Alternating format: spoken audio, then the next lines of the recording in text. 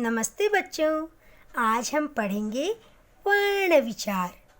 आइए वर्ण विचार के बारे में जानते हैं। वर्ण भाषा की सबसे छोटी इकाई को कहते हैं और वर्णों के समूह को वर्णमाला कहते हैं। वर्ण के 3 भेद होते हैं: स्वर, व्यंजन और अयोगवाह। स्वर। बच्चों, हिंदी में स्वरों की संख्या 11 है।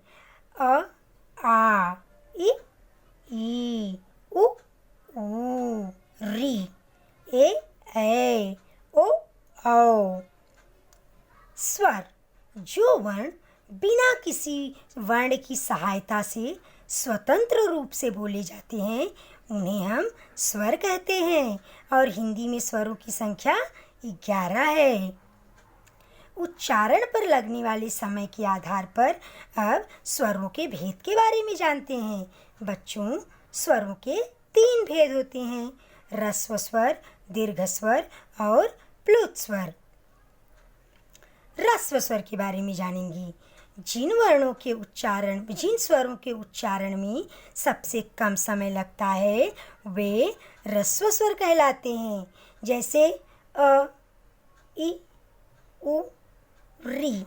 ये सभी ह्रस्व स्वर की श्रेणी में आते हैं। बच्चों, अब हम जानते हैं दीर्घ स्वर।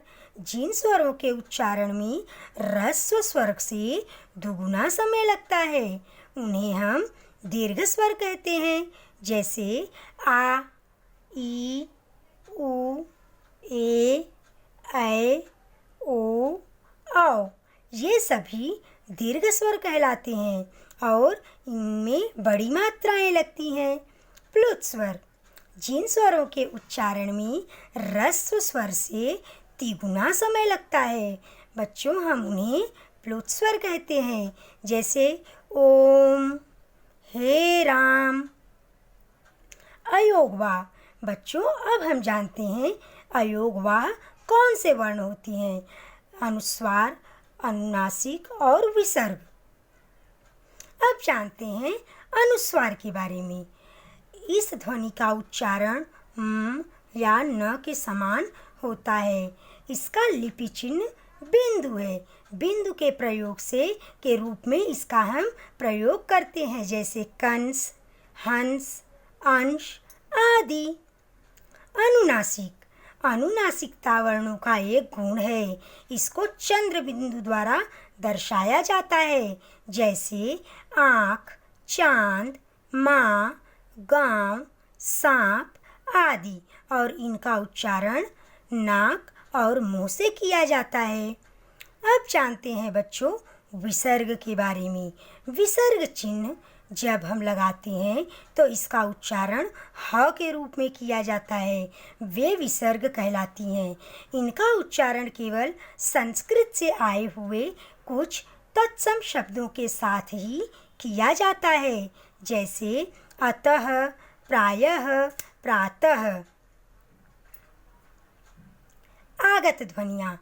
हिंदी भाषा में विदेशी भाषाओं के शब्दों के साथ आई हुई ध्वनियाँ आगत ध्वनियाँ कहलाती हैं, जैसे अ, ज, फ। बच्चों देखिए, अ के ऊपर अर्धचंद्र लगने से हम उसको अ बोलते हैं, जैसे डॉक्टर, ऑफिस, हॉल, कॉलेज। अब ज और फ में नीचे नुक्ता लगा हुआ है, उसको हम तब पूरा ज उच्चारण नहीं करते, जैसे अब मैं सजा नहीं बोलूँगी, सजा, ज़रा, ज़मींदार।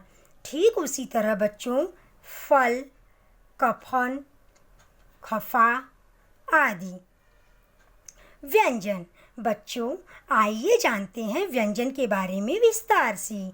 क, ख, ग, घ, अंग, च, छ, ज, छ, ञ, ट, ठ, ड, ढ, ण, त, थ, द, ध, न, प, फ, ब, भ म, य र ल व, श श ह। बच्चों, अब हम जानते हैं व्यंजन। व्यंजन हम किसे कहते हैं?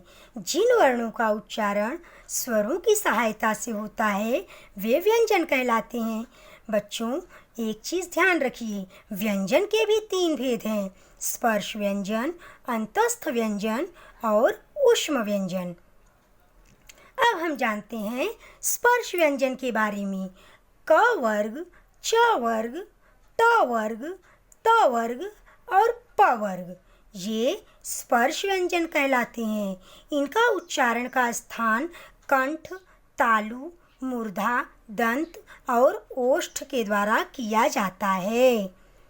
स्पर्श व्यंजन जिन व्यंजनों का उच्चारण करते समय श्वास मुख के विभिन्न स्थानों का स्पर्श करते हुए बाहर निकलती है उन्हें हम स्पर्श व्यंजन कहते हैं। अंतस्थ व्यंजन जिन वर्णों का उच्चारण स्वरों और व्यंजनों के मध्य का होता है वे अंतस्थ व्यंजन कहलाते हैं। इनका उच्चारण करते समय जीभ मुंह के किसी भी भाग को पूरी तरह से स्पर्श नहीं करती, जैसे य, र, ल, व। ऊष्म व्यंजन बच्चों, ऊष्म व्यंजन वह होता है जिसका उच्चारण करते समय हमारे मुंह में गर्मी उत्पन्न होती है, अर्थात ऊष्मा उत्पन्न होती है, जैसे शरबत वाला श, षटकोण वाला श, सड़क वाला स और हल वाला ह। संयुक्त व्यंजन दो अलग अलग व्यंजनों के मेल से बने हुए वर्ण संयुक्त व्यंजन कहलाते हैं, जैसे श, त्र, ज्ञ और श्र। अब श, श्र, त्र, ज्ञ इनका मेल देखिए, जैसे त्र मैं लूँ, त्र वर्ण कैसे बना है? त और र के मेल से त्र वर्ण बना हुआ है, जैसे अब श, क और षटकोण वाला श के मेल से बना हुआ श, क्षमा, क्षत्रिय, कक्षा, पत्र, चित्र, त्रिकोण, ज्ञात, ज्ञान, यज्ञ, श्रम, श्रमिक, श्रेष्ठ। द्वित्व व्यंजन वे होते हैं बच्चों जो समान व्यंजन की ध्वनियों से बने होते हैं, जैसे च का 2 बार उच्चारण, क का 2 बार उच्चारण, त का 2 बार उच्चारण, जैसे सच्चा, पक्का, कुत्ता, गद्दा, भुट्टा, अन्न। अब बच्चों देखिए, सच्चा में च वर्ण 2 बार आया है, पक्का में क वर्ण 2 बार आया है, गद्दा में द वर्ण 2 बार आया है। इस तरह 2 समान व्यंजनों से बने हुए वर्ण द्वित्व व्यंजन कहलाते हैं। र के रूप बच्चों, र के भी कई रूप होते हैं। हम र का कई बार अलग अलग रूप में प्रयोग करते हैं। अब देखिए, जिन वर्णों के नीचे र का प्रयोग किया जाता है उसे हम कहते हैं पदेन। पद मतलब पैर। जिन व्यंजनों के पैर में र का उपयोग होता है, जैसे ग्रह, क्रम, भ्रम।